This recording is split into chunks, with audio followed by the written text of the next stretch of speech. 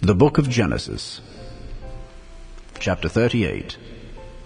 And it came to pass at that time that Judah went down from his brethren, and turned into a certain Adullamite, whose name was Hirah.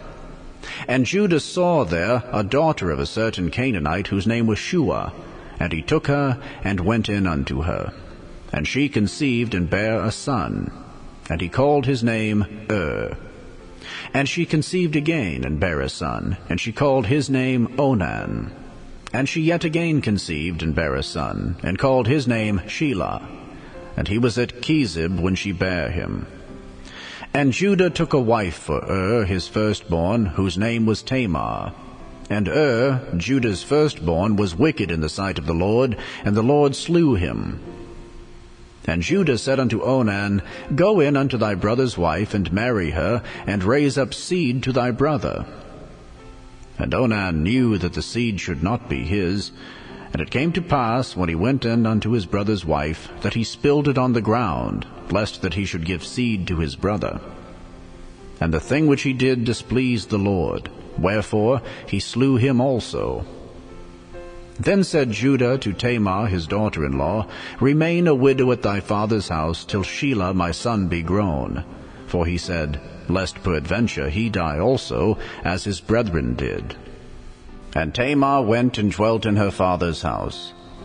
And in process of time the daughter of Shuah, Judah's wife, died.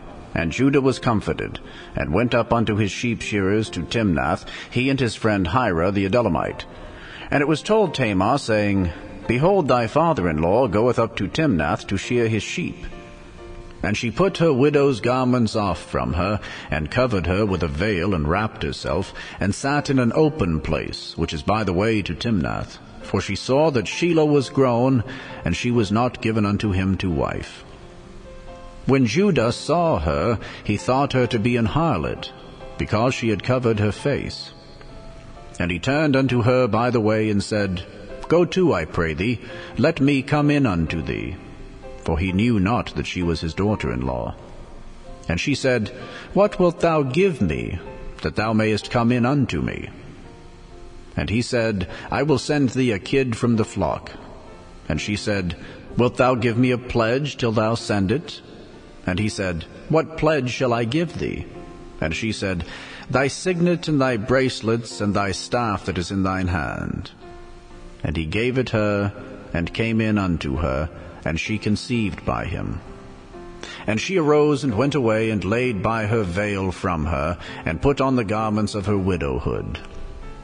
And Judah sent the kid by the hand of his friend the Adullamite, to receive his pledge from the woman's hand, but he found her not.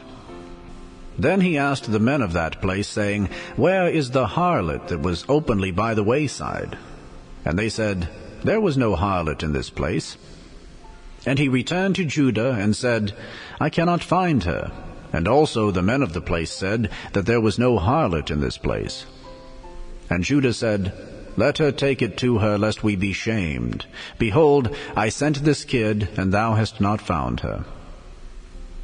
And it came to pass about 3 months after, that it was told Judah, saying, Tamar thy daughter-in-law hath played the harlot, and also, behold, she is with child by whoredom. And Judah said, Bring her forth, and let her be burnt. When she was brought forth, she sent to her father-in-law, saying, By the man whose these are am I with child.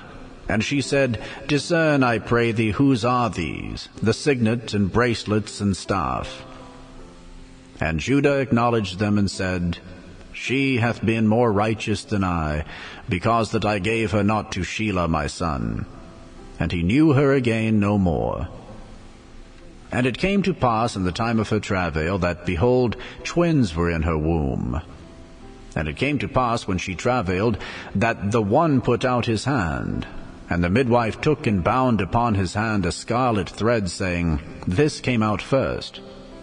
And it came to pass, as he drew back his hand, that, behold, his brother came out. And she said, How hast thou broken forth? This breach be upon thee. Therefore his name was called Pharez.